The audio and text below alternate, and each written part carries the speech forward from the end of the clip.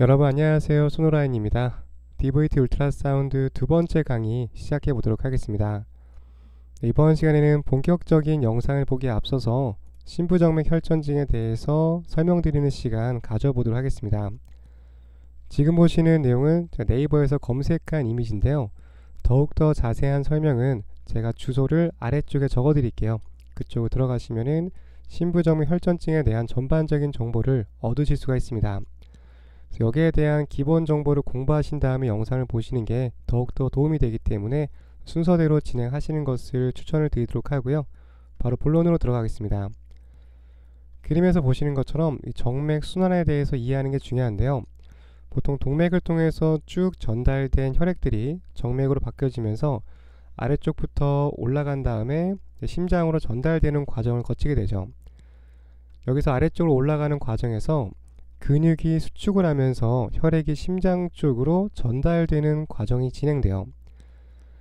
반대로 근육이 이완될 때는 판막이 닫히면서 혈액이 역류되는 것을 막아주게 됩니다.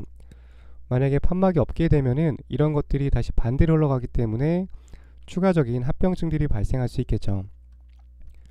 그래서 만약에 판막 자체에 문제가 생기거나 또는 혈액순환이 똑바로 이루어지지 않아서 이런 식으로 역류하게 되면 혈액이 정체가 되면서 기타 추가적인 여러가지 합병증을 만들 수 있게 됩니다. 물이 고이게 되면 썩는 것처럼 혈액 같은 경우는 이렇게 고여지게 되면 모여서 혈전을 형성할 수가 있게 돼요. 이런 것들이 심부정맥 혈전증이 생기는 가장 기본적인 내용이라고 보시면 되겠습니다. 혈액이 한 방향 흘러가지 않고 여러가지 원인으로 정체돼서 질병이 발생하게 되는 것이죠. 그 다음 영상 보시면 이 정맥의 종류도 굉장히 중요한데요. 보시면 정맥은 총 세 가지로 나눠볼 수가 있어요. 첫 번째로는 표제 정맥, 슈퍼피셜 베인, 그 다음에 깊숙이 있는 딥 베인, 심부 정맥이 있고요. 이 두 가지를 연결해주는 관통 정맥이라고 있습니다. 보시는 것처럼 피부 쪽에는 이쪽이 슈퍼피셜이고 가운데가 딥 베인, 연결해주는 퍼포레이트 베인, 그래서 관통 정맥이 있는데요. 이 세 가지를 통해서 혈액 흐름이 진행된다고 보시면 될 것 같아요. 그 다음으로 과정을 보게 되면 표제에서 관통을 전달되어지고 심부정맥에서 하대정맥 그리고 심장으로 연결되어지는데요. 순서를 보시는 바와 같이 심부정맥에서 심장으로 연결되기 때문에 이쪽에서 발생한 혈전증은 심장에 직접적으로 영향을 줄 수가 있겠죠.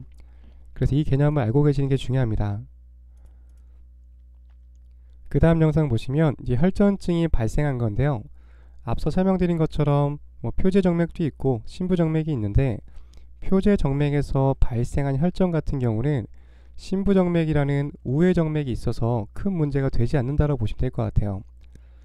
반면에 심부 정맥 같은 경우는 직접 심장으로 연결되는 코스이기도 하고 이쪽에 혈액이 차단되면 즉각적으로 혈류가 차단되기 때문에 치료가 필요한 그러한 질병이라고 보시면 되겠습니다.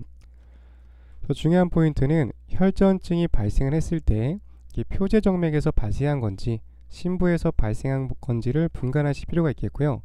검사의 포커스는 특히 초음파 검사의 포커스는 이 심부 정맥 위주로 진행이 된다는 거 기억해 두시면 되겠습니다. 다음 내용 보시면 이제 혈전증의 증상인데요. 증상 같은 경우는 쉽게 이쪽에 만약에 혈전증이 발생을 해서 혈류가 차단되어지면 아래쪽에 정맥혈이 고여지게 되겠죠. 혈액이 고이게 되니까 부종이 발생하게 되고 피부색 변하고 그리고 열감과 통증, 정맥이 튀어나와 보이는 굳이 암기하지 않더라도 충분히 예상할 수 있는 상황입니다. 그 다음으로 혈액이 가장 많이 모여있는 종아리 쪽에 발을 위쪽으로 젖혔을 때 통증이 나타날 수가 있겠고요. 그 다음에 부종이 있기 때문에 손가락을 눌렀을 때 이런 식의 함요 부종도 동반될 수가 있습니다.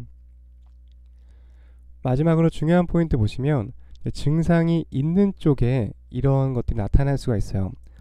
보통은 하지 부종이 발생했을 때 양쪽 다 나타날 수 있고 한쪽만 나타날 수가 있는데 이 DVT 같은 경우 심부 정맥 혈전증은 여기 있는 질병이 있는 쪽에만 이러한 증상이 나타난다는 것도 특징적으로 봐두시면 되겠습니다. 그 다음 보시면은 심부정맥 혈전증의 위험인자 평가인데요. 이것도 이제 위에 보신 개념을 잘 이해하시면은 금방 파악이 되는 부분이에요. 쉽게 말해서 혈액순환 자체에 문제가 생길 수 있다면 이러한 혈전증이 다 유발될 수 있는 상황이라고 보시면 되겠습니다. 첫 번째 보시면 활동성 암인데요. 암 같은 경우는 혈액을 굳게 만드는 인자를 유발시키기 때문에 연관된다고 볼 수 있겠고, 나머지는 활동이 조금 어려운 상태예요. 보시는 것처럼 최근에 석고붕대했다든지 마비 상태라든지 3일 동안 누워만 있거나 4주 내에 수술을 받았거나 거동이 불편한 상태가 될 수가 있겠죠. 이런 경우에 연관될 수 있겠고요.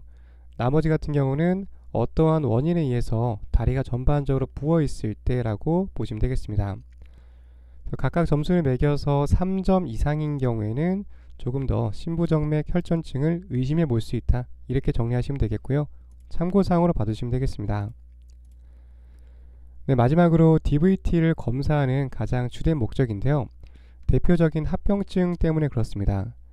우리말로는 폐색전이라고 하죠. 그래서 아래쪽에서 생긴 혈전이 인필의 베나카바를 타고 올라가서 폐 쪽에 있는 혈관을 막게 됐을 때 또 생명에 위협이 되는 합병증으로 유발될 수 있겠습니다. 그래서 이러한 것들을 미리 사전에 다리 쪽에 증상이 있을 때 검사를 통해서 찾게 되면 추가적인 이런 합병증을 막을 수가 있겠죠. 그래서 이런 것들을 예방하고자 초음파 검사라든지 CT 검사 이런 것들이 진행될 수가 있는데요. 초음파 검사가 내부의 혈류도 파악할 수 있고 통증도 없고 방사선 치료도 없기 때문에 접근성이 좋은 검사입니다. 그래서 좀 많이 이용되고 있다라고 보시면 되겠고요. 그래서 검사의 포커스가 이런 합병증을 예방하기 위해서 대부분 이루어진다, 이렇게 정리해 보시면 되겠습니다. 이렇게 해서 전반적인 심부정맥 혈전증과 관련된 설명 드렸고요. 다음 시간부터 본격적인 영상 보도록 하겠습니다. 네, 이것으로 강의 마치겠습니다. 감사합니다.